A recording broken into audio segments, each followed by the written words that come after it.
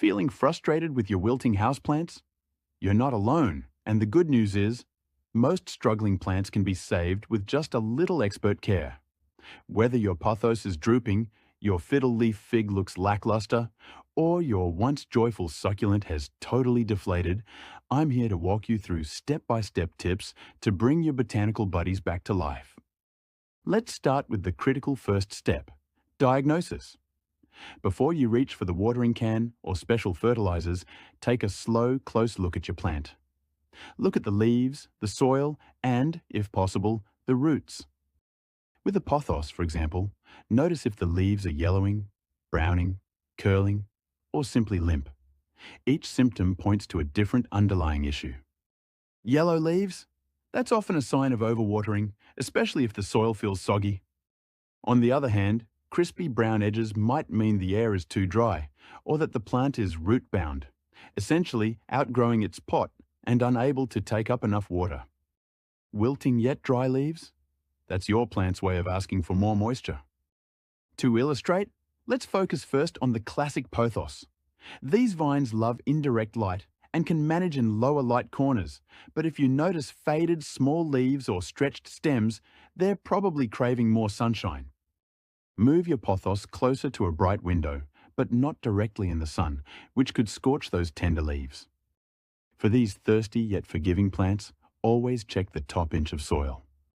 If it feels dry, water thoroughly. Let excess water drain out the bottom, never letting your plant sit in old water.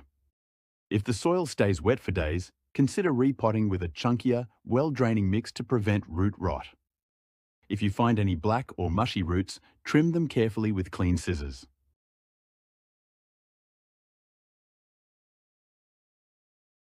Now, let's talk about the always popular fiddle leaf fig.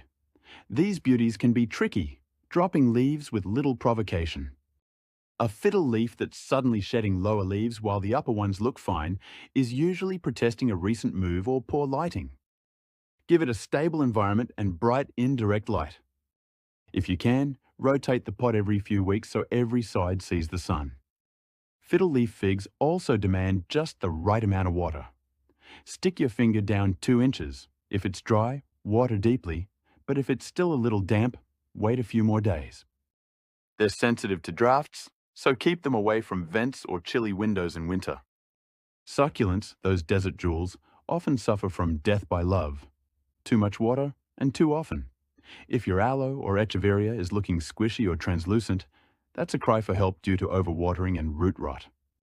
Gently remove the plant from its pot, inspect the roots, and cut away any mushy, black sections. Let the plant dry out for a day or two before repotting in a mix meant for succulents. Think sandier, grittier, and less moisture retaining.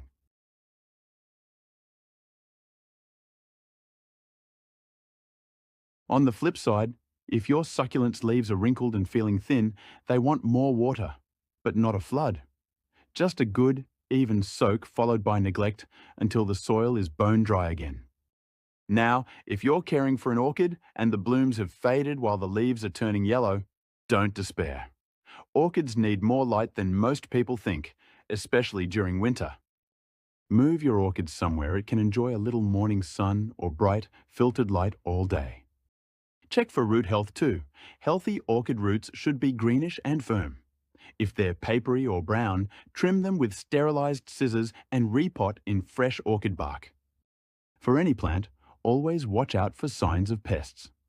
Check the undersides of leaves and along stems for tiny bugs or sticky residue, which could indicate an infestation of spider mites or mealybugs. Use a damp cloth to wipe pests away and consider a mild insecticidal soap for larger problems. Mistakes happen and setbacks are normal. Plants are resilient. Sometimes a patient approach works wonders. Give your ailing plant adequate light, warmth, and the right soil, and resist the urge to fuss too much. Often, the best thing is simply a return to consistency and letting the plant settle back into routine. With these expert tips and careful observation, you'll be amazed at how many limp, sad-looking plants can rebound to lush and thriving. So don't give up. Every plant you revive adds to your confidence and turns your home into a true living oasis.